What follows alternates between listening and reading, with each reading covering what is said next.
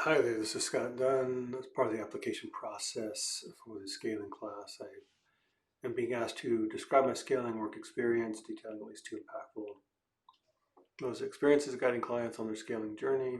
Please include a narrative of your key learnings and impacts to both yourself and to others based on their experiences. So I'll be attaching some of this, but I do want to walk through it. I thought it might be easier conversationally. Scratch all that. This was at Dell Technologies. There were 16 teams. It was a Scaled Agile Framework adoption. And some of the key learnings takeaways, probably my biggest one was the issue of implementing Scrum or Scrums when the release train engineer, or you could call it a program manager, that's traditionally where she was coming from, felt that the best way to coordinate teams was using what you call the SNPO, like just get the Scrum Masters and product owners together across the teams. That will work fine.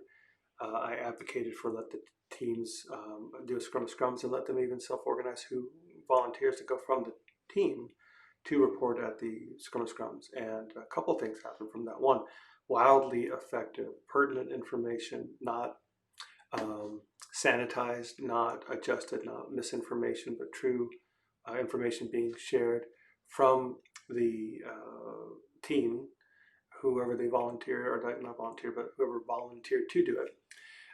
Was great. The energy level went way up, that they felt like they had a voice in this coordination um, effort. I did let the release train engineer or senior program manager know that if it wasn't effective, that she had the right to veto it and keep her meetings going. In the end, she did find it was more effective.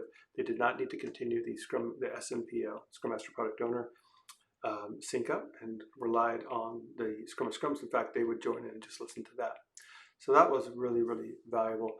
The other is, how do you do reviews across multiple teams? So 16 teams is a lot. How do you get meaningful, pertinent information for senior leaders there? So we ran the team level demos, sprint reviews, of course, but then they organized their own, they called it Team Houston, but they'd organize their own, like more like a dog and pony show, where they would do the hot spots that were most, interesting across the teams, to get feedback from some senior level stakeholders as well. And I thought that also worked really well. So the people who were interested and wanted that information, who had vested interest across the different works of the teams, would still show up as reviews. But we could always get the most senior people in to show up for that Team Houston, which was the complete integrated multi, the best of multi team highlights. We did do the traditional approach from Scaled Agile Framework, which is to cross-coordinate dependencies across the team. So we did the big walls with the classic red yarn and all that. And my lesson takeaway is, yes, you can do that. It's coordination chaos. It is rough to manage all those dependencies.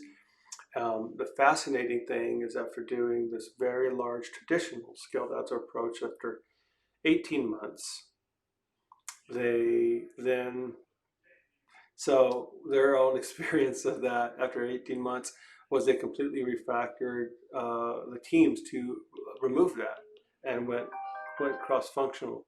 So they pulled in the different skill sets. So they had front-end people in Denver, actually, Louisville, um, not Louisville, as we say out here in Kentucky, near or in Tennessee.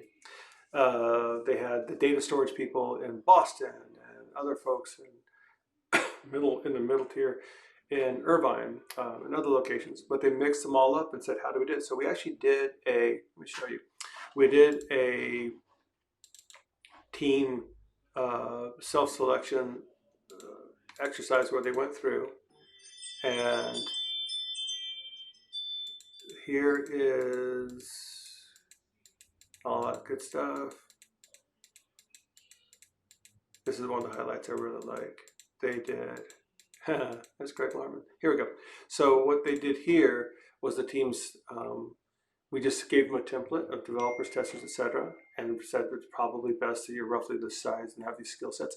And they self-selected. And there you see that quote on there saying, wow, now we really are self-organizing. So one takeaway I have is, yes, you could run it traditionally using Scaled Agile Framework and buy the book, and that's all fine. But this team, after having gone through it for 18 months, really changed up how they did it. And then we got away from the coordination chaos of trying to do, big room planning, as we used to call it at Rally. But now PI planning, what did it used to be? PSI, potentially, if you will. So back in the day was safe. So um, they not only we could move away from it, the team, when really empowered, did choose to move away from it, and get these teams to have full slices of the application architecture. I don't think I took a picture of that, but they literally put up saying, here is our technology stack, here's the application, let's take slices of it. And that was part of what they do, as well as they folded in guilds and chapters and borrowed from Spotify as well. So there's some influences there that help. So I, all that to say is one takeaway I'd have. So that was one safe adoption. There's another safe adoption that I did with Deloitte's internal teams. But what I'd say is um, people can argue about safe being evil, bad, and have religious wars and be overkill and all that. And obviously it's heavily bureaucratic. But I would find that, or prescriptive, I would find you don't have to stay there, right? So some organizations, that might be the only place they could start, right? So we can argue that large scale Scrum is great. There's no way I'm going to a bank and asking them to do organizational redesign, as Craig Norman would say. That it's a non-starter. So that's one takeaway. I think layering on top of that is, I would simply say, plus or yes and, that you could look at scaling models as cultural fits, and I can show you something what we do as an exercise. So then that takes us away from these are good or bad, and simply what's the best fit. So if I'm a traditional organization, if I'm a government organization, if I'm a bank, if I'm highly regulated, then maybe that clear roles and responsibilities, that can lay out the racing matrix and know who's doing what, all that.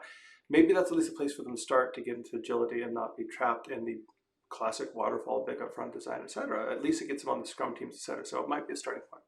So that's one takeaway, as well as a lesson. I'm going to hop back. All this information I'll provide as well. They did get exposed to large scale Scrum. There's an announcement of our product up on the stage. So big ups for us. I'm trying to think what else is scaling related. Well, there's the introduction of guilds. Yeah, there's them introducing guilds. So I would add another takeaway. It doesn't have to be just one item. Can we commingle and pull in and learn from these others? In fact, I hate to say this, SAFe does this really well. As soon as there's a new thing, they grab that too. So there's scaling practices and approaches across teams that we can borrow from others, not to stay pure, undiluted. We are only this thing, and that the bowling things from others would make us less than, or compromise it, or make it bad. In fact, this was how they began to move out from that. And you can see that SAFe does this really well, where they just borrow anything that's new out there and co-opt it and say, yes, we've got that too. So I would add that as a takeaway. You go back through, that's not scaling. Demos, multi-team demos, is super helpful. What we're doing here is we're visiting Mitchell, which Mitchell is a case study for Scale Agile Framework, and watching how they do their multi-team demos. So that was very eye-opening, that you can quickly see what a lot of teams are literally doing, like old school show and tells. I thought that was insightful. Also, they had this great idea. If they had like an automation team from testing that would be in its own team building all the capabilities, and then after that sprint of building capabilities, they would scatter and seed them across the other teams for the duration of the PI planning. You're probably thinking, wow, that sounds a lot like the traveler pattern from large scale Scrum. Yes, I think it's a perfect example of the traveler pattern, to seed people in with that knowledge and equip them, and then pull them back and cross-pollinate in other areas. So I want to throw that out there. That doesn't have anything to do with scaling. Collaborative space doesn't have anything to do with scaling. You don't care about that. Look at us being collaborative. It's great. It's good stuff. So you'll have the link to this. I think you'll think it's fascinating and amazing and want to approve me immediately. So I think we'll just call that one good. I do want to pull up another from large scale Scrum. So there's safe. All right. So there's this presentation of large scale Scrum at the Agile SoCal, and you can see me and others on there, which you might recognize as also the same presentation that was done at the Global Scrum Gathering in Minneapolis. Although I wasn't on that stage, I chose to attend to other matters instead of that. But both those, you can look up the large scale adoption. A couple of patterns I would really think were powerful is, one, crazy talk, multiple teams, one backlog really can work. Now, if I think you look at the Scrum Guide, it's not saying it's backlog per team, but I think that is the default that everyone walks away with. But when we're at this company, Zodiac, they did in-flight entertainment systems. So if you're watching movies and listening to music on Lufthansa, for example, call out to Andreas Schlieb, you might recognize that noise. So if you're flying Lufthansa back and forth to the US for our global Scrum gatherings over here, that might be their equipment, I'm pretty sure that you're using. So powerful thing is single backlog, multiple teams, in this case up to 12. And we had very powerful sprint plannings. That is all the top priority stuff. So it's funny that Scale Agile Framework would kind of call out localized optimization, but really if we're doing it by team, then it is localized optimization. In this case, with large scale Scrum, what we were doing at Zodiac was when the time that those teams were pulling down items auction style, that was the most important stuff. We left that room working on the most important stuff for the entire organization. Not like we find something for the Android people. They haven't got anything to work on, and no one really even cares about that because it's not the priority this quarter, right? So I think that that's really powerful. Teams really can self-organize in really incredible ways in multi-team sprint planning and multi-team PBRs, which help level out the work before it even got to individual backlogs. They would pre-select and level. But the issue there, to me, on scaling is you're expecting a higher order, a magnitude order of ability for teams to be self-managing and self-organizing.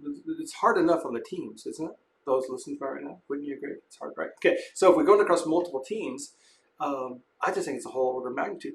Do they have the skills necessary to do that? Most of these people out there have the CSM and that's it. You know the numbers. I ain't preaching to the choir here, right? 95%, I imagine, just CSM and they stop there. And yet we say, scale. So if we can equip them, I was amazed what happened at this point where they could do multi-team PPR. They would do things like multi-team. They could do things like multi-team retros. They could do all sorts of giant open space with multiple teams, etc. Set up all the equipment to do these very large room events and do it really well. But they were trained. They went through the CSM. They went through the PO. They went through large-scale Scrum training. Every one of them. The only person that didn't get trained there was the CEO.